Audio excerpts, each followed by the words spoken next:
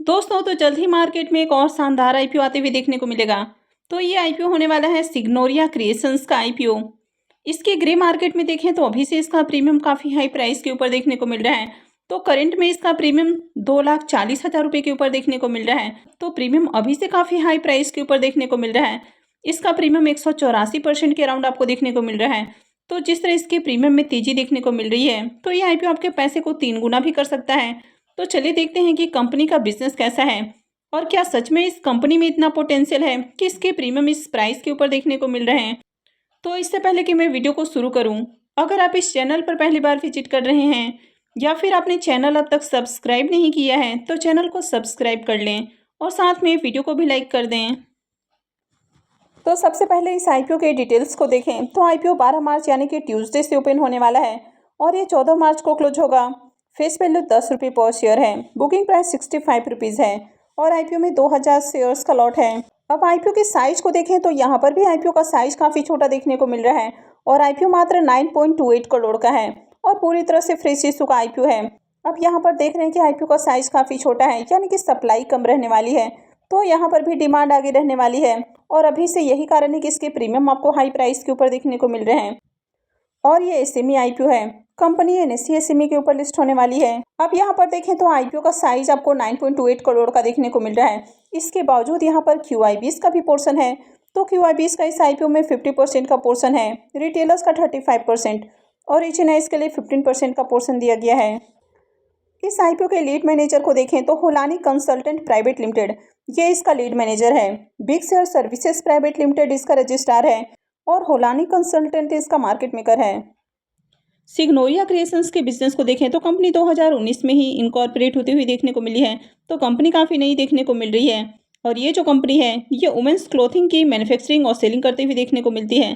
तो इसमें वुमेंस की कुर्तीज, पैंट्स, टॉप्स, कोट और सेट्स, दुपट्टास, गाउन्स, तो इस तरह के आइटम्स आपको देखने को मिल जाते हैं। तो कंपनी की अभी करंट में 2 मैन्युफैक्चरिंग यूनिट है, यूनिट 1 और यूनिट 2, और ये दोनों ही राजस्थान के जयपुर के अंदर लोकेटेड देखने को मिलती है। तो 2022-23 में इनके मैन्युफैक्चरिंग कैपेसिटी की बात करें तो इनका जो ऑपरेशनल कैपेसिटी देखने को मिलता है वो 4,77,000 पीसेस आपको देखने को मिल जाते हैं। यानी कि कंपनी ने 1 साल के अंदर 4,77,000 पीसेस रेडी किए हैं और 15 फरवरी 2024 तक इस कंपनी के 153 एम्प्लॉयज़ आपको देखने को मिलते हैं। तो इनमें से 45 परमानेंट एम्प्लॉयज़ हैं और 108 इनके कॉन्ट्रैक्ट एम्प्लॉयज़ देखने को मिल जाते हैं।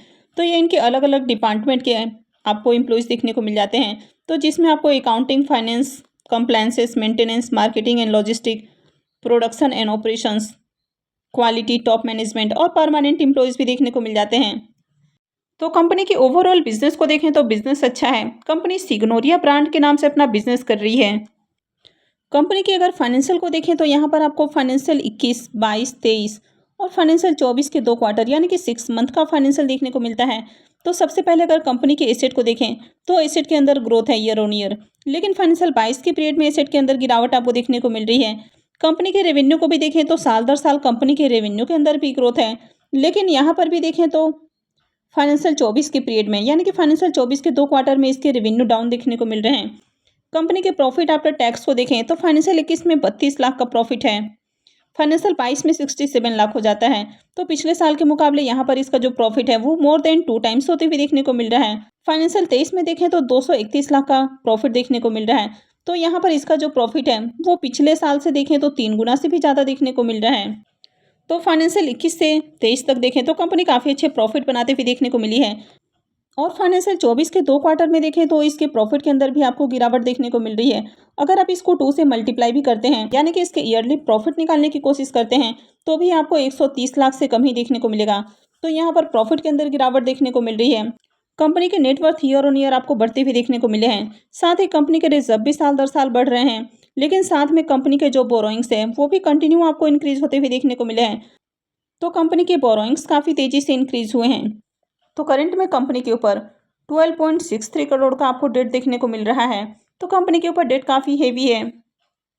अब यहाँ पर अगर कंपनी के मार्केट कैप को देखें तो कंपनी का मार्केट कैप 30.93 करोड़ का है, यानी कि 31 करोड़ के अराउंड इसका मार्केट कैप देखने को मिलता है। और कंपनी के ऊपर अगर डेट को देखें तो 12.63 करोड़ का आपको डेट देखने को मिल जाता है। तो कंपनी के ऊपर डेट काफ़ी हेवी है और कंपनी आईपीओ के जरिए जो फंड रेज करने वाली है तो उसे कर्ज का भुगतान नहीं करेगी। तो ये जो डेट है आगे भी कंटिन्यू रहेगा। आरओई और आरओसी नंबर को देखें तो दोनों ही नंबर आपको डाउन देखने को मिल रहे हैं। रिटर्न और नेटवर्थ को भी देखें तो ये नंबर भी आपको डाउन देखने को मिल रहा है। हालांकि यहाँ पर आपको डेट टू इक्विटी रेशियो देखने को नहीं मिल रहा है। लेकिन अगर कंपनी के ओवरऑल फाइनेंशियल को देखें तो कंपनी के फाइनेंशियल ज़्यादा अट्रैक्टिव आपको देखने को नहीं मिल रहे हैं। हालांकि कंपनी छोटी है, आईपीओ का साइज भी छोटा देखने को मिल रहा है और काफ़ी छोटा आईपीओ होने के बावजूद यहाँ पर क्यूआईबीस का पोर्शन है, तो इसी कारण मार्केट में अभी से इसमें डिमांड आपको नजर आ रही है। लेकिन इस तरह की कंपनियों में कभी भी आपको लॉन्ग टर्म के लिए नहीं जाना है। इस तरह की कंपनियां लॉन्ग टर्म के लिए काफ़ी रिस्की होती हैं। अब यहाँ पर इसके पी मल्टीपल को देखें तो पी मल्टीपल 9.37 का है, तो कंपनी बहुत ओवर वैल्यूड प्राइस के ऊपर नहीं आ रही है। तो यहाँ पर कंपनी आपको सस्ते प्राइस के ऊपर आती हुई देखने को मिल रही है। अब आईपीओ के ऑब्जेक्टिव की बात करें तो सबसे पहला ऑब्जेक्टिव है फंडिंग वर्किंग कैपिटल रिक्वायरमेंट्स और सेकंड है जनरल कॉर्पोरेट पर्पस। अब इस आईपीओ में अगर लॉट साइज को देखें तो आईपीओ में 2000 शेयर्स का लॉट होने वाला है और एक लॉट के ऊपर इन्वेस्टमेंट अमाउंट 1,30,000 रुपये रहेगा। अब इस कंपनी में प्रमोटर्स की होल्डिंग को देखें तो कंपनी में प्रमोटर्स की होल्डिंग 100% है और आईपीओ आने के बाद प्रमोटर्स की होल्डिंग कम होने वाली है। अब आईपीओ के इंपॉर्टेंट टाइम टेबल को देखें तो आईपीओ 12 मार्च यानी कि ट्यूसडे से ओपन हो रहा है और ये 14 मार्च को क्लोज हो जाएगा। आईपीओ का अलॉटमेंट डेट 15 मार्च रहेगा।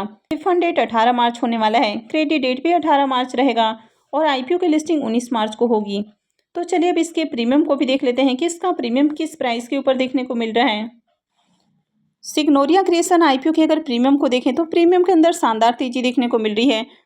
तो कल जहां इसका प्रीमियम 50 रुपये के ऊपर देखने को मिल रहा था, वो अभी 120 रुपये के ऊपर देखने को मिल रहा है। तो कल से आज तक देखें तो प्रीमियम के अंदर शानदार जंप देखने को मिली है। आईपीओ में 2000 शेयर्स का लॉट है।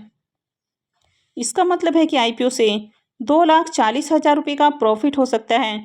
अगर इसके प्रीमियम को भी देखें तो इसका प्रीमियम 184% से भी ऊपर आपको देखने को मिल रहा है। तो इसका प्रीमियम काफ़ी हाई प्राइस के ऊपर आपको देखने को मिल रहा है। अब इस आईपीओ में देखें तो कई सारे आपको प्लस पॉइंट देखने को मिल रहे हैं। अब जैसे कि यहाँ पर देखें तो कंपनी काफ़ी छोटी है, आईपीओ का साइज भी काफ़ी छोटा देखने को मिल रहा है। इसके बावजूद यहाँ पर क्यूआईबीस का भी पोर्शन है, तो इसका मतलब कि इसमें एंकर इन्वेस्टर्स भी आने वाले हैं। तो मंडे को इसमें एंकर इन्वेस्टर्स की ओर से बिडिंग आने वाली है। अब यहाँ पर देखें तो आईपीओ काफ़ी छोटा है, तो इसके कारण डिमांड यहाँ पर खूब रहने वाली है। तो यहाँ पर अभी से आपको डिमांड देखने को मिल रही है। लेकिन इस कंपनी में देखें तो साथ में कई सारे आपको नेगेटिव पॉइंट भी देखने को मिल रहे हैं। जैसे कि कंपनी देखें तो 30 से 31 करोड़ की है और यहाँ पर अगर कंपनी के ऊपर कर्ज को देखें तो 12.5 करोड़ से ज़्यादा का कंपनी के ऊपर कर्ज है और कंपनी आईपीओ से जो फंड रेज करने वाली है तो उसे कर्ज का भुगतान नहीं करेगी। तो आगे भी ये जो कर्ज है ये कंपनी के ऊपर बना रहेगा। तो इस तरह की कंपनियों में कभी भी आपको लॉन्ग टर्म के लिए नहीं जाना है, क्योंकि इस तरह की छोटी कंपनियां बहुत बार कर्ज की वजह से सर्वाइव नहीं कर पाती हैं। तो यहाँ पर लॉन्ग टर्म के लिए जाना रिस्की हो सकता है। और वैसे भी सेमी आईपीओ में अगर आप अप्लाई करते हैं तो आपका जो पॉइंट ऑफ व्यू है वो हमेशा लिस्ट इन गेन होना चाहिए, क्योंकि देखें तो सेमी आईपीओ में काफ़ी अच्छे लिस्ट इन गेन मिलते हुए देखने को मिलते हैं। तो लिस्टिंग के साथ ही जो शेयर है वो काफ़ी ओवर वैल्यूड हो जाता है और उसके बाद वहाँ से आपको गिरावट देखने को मिलती है।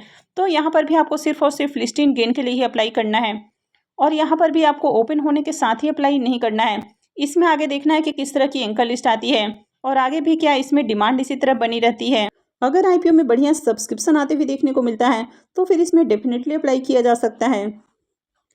तो मैं आगे भी इससे रिलेटेड अपडेट आपको देती रहूँगी, तो इसके लिए आप चैनल से जुड़े रहें और चैनल को सब्सक्राइब करके रखें। और अगर आपने इस वीडियो को अब तक लाइक नहीं किया है तो वीडियो को भी लाइक कर दें और वीडियो को अंत तक देखने के लिए आप सबका बहुत बहुत धन्यवाद।